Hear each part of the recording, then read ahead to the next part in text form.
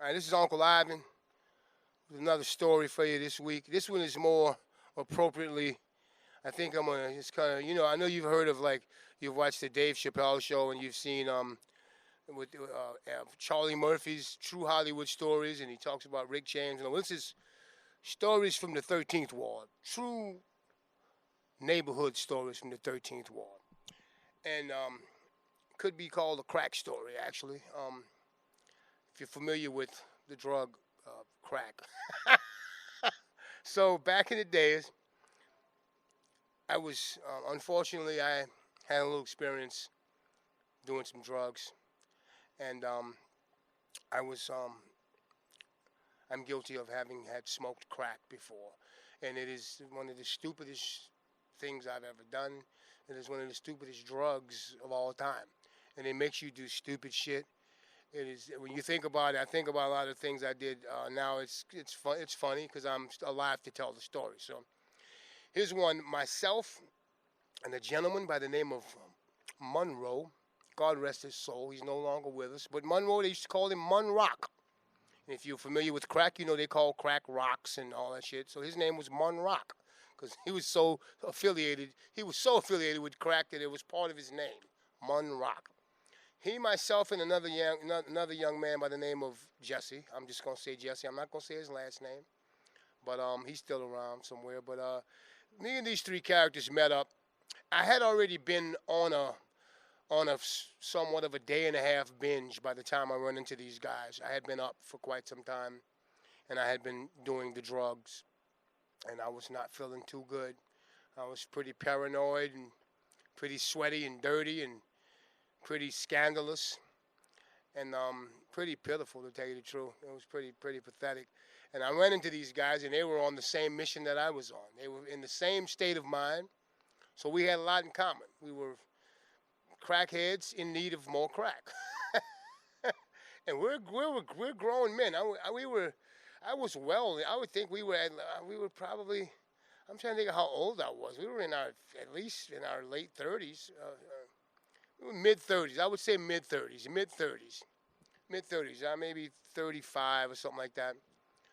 Um, I run into these guys, and Monroe was a guy who was a car guy. I mean, even though he was a crackhead, he was very good mechanic. He comes from a family of mechanics. They all know how to fix cars.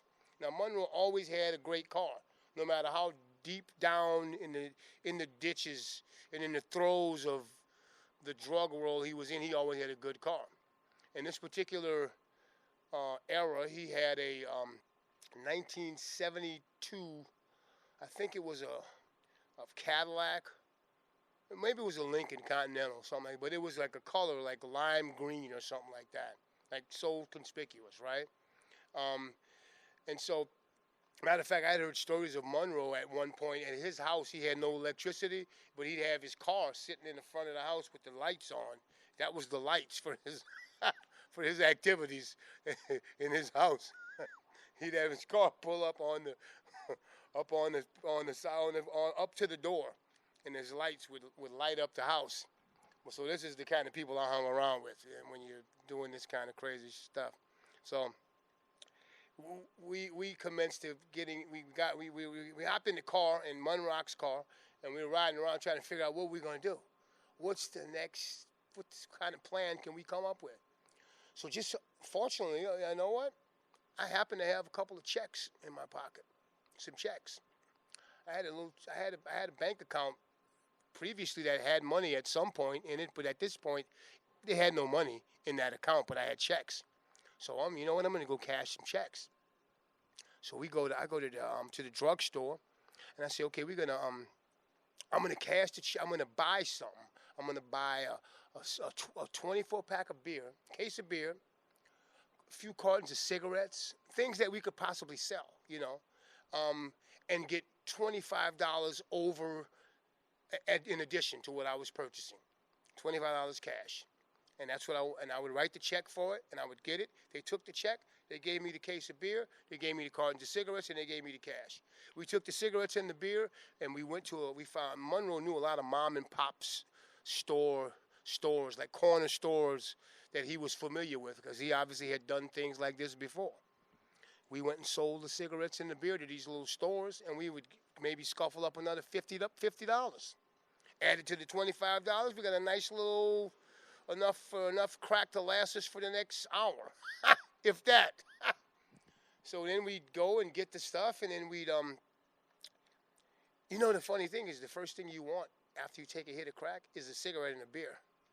But we've sold it all, so we're miserable. I want a cigarette. I want a beer. It's gone because we sold it. So we repeat this insane transaction 2 or 3 more times, and we did the same thing every time. We sold all the cigarettes, all the beer, and then the first thing we wanted was a cigarette and a beer, but we don't have any because we sold them. So finally, they wouldn't cash my check anymore, and we were like it was like 2, 3 in the afternoon, and we were like 3 grown men riding around in a lime green Lincoln Continental, and we were hopeless. We were hopeless and pitiful, and we were riding around figuring out what's our next move. We were too cowardly to go rob people and take money from someone, but let's figure out some scam we could, stumble up on. We happened to be driving up in the Carrollton area of New Orleans, and we saw a lady with a sign that said, "Dog missing. Find my dog, a reward for the person that finds my dog." She's a sign, reward, missing dog. And we're like, oh, Lord, that's money. We pull the car over. We pull over. I hop out. I'm like, ma'am, how does the dog look? And I'm sure I scared the shit out of the lady, And she saw the other 2 gentlemen that were with me. We didn't look too, we weren't a sight. We were not very attractive looking, guys at this point. We've been up for 3 days on crack. So the lady described the dog to us, and we said, okay, we're going to go find that dog, and we coming back for that reward. We were riding around in the neighborhood, and we saw a dog that fit the description. We chased the dog. We drove the car. We were following this dog. We followed it to the river up by the levee. We pulled the car over by the train tracks up there near Coup de Brown somewhere. We we hopped out the car. We're chasing this dog up on the levee, and we tried to surround him, and we finally corner him, and we got him. We got the dog. We put the dog in the car. We rode back to the lady's house with the dog. It was the wrong dog.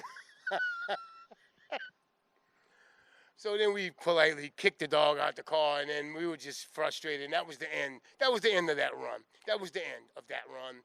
We were hopeless. I think I got dropped off somewhere, and I caught a bus or home or whatever. I made it to wherever I called home at the time.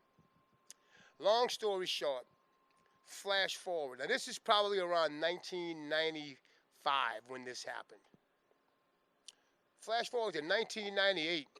I got sober in 98. I've been sober ever since. I'm sober. I just turned 17 years off of drugs and alcohol since 1998. I come home to New Orleans, and I was sober something like maybe 9 months.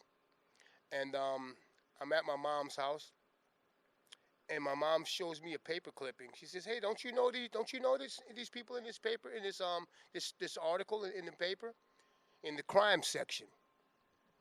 And there it is. 2 gentlemen were arrested. First, they described how there were some thefts going on in the neighborhood of people stealing gardening tools.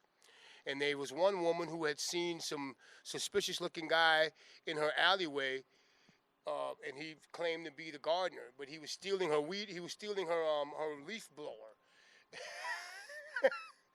And they finally said, there was a bunch of gardening tools missing from various people's garages and people's tool sheds, and just various weed whackers, and they were on the lookout for these guys who had been breaking in people's tool sheds, stealing their gardening tools.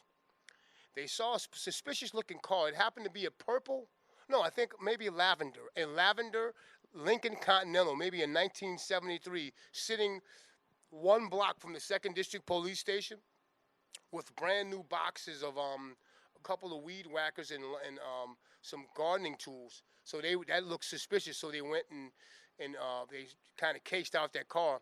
And then the 2 people that were occupying that car came back to the car, and they were arrested. And their name was Monroe and Jesse. Those same guys. So the moral of this story is, cocaine's a hell of a drug, right? Don't mess, don't smoke crack. It's funny because those are the guys I was chasing the dog with. Now they ended up in jail. Now God rest his soul. Monroe ended up, he passed away a few years ago, and God rest his soul. And Jesse, I think he's doing okay these days. But there you go. So that's my story for the day. That's it. So take care of yourself.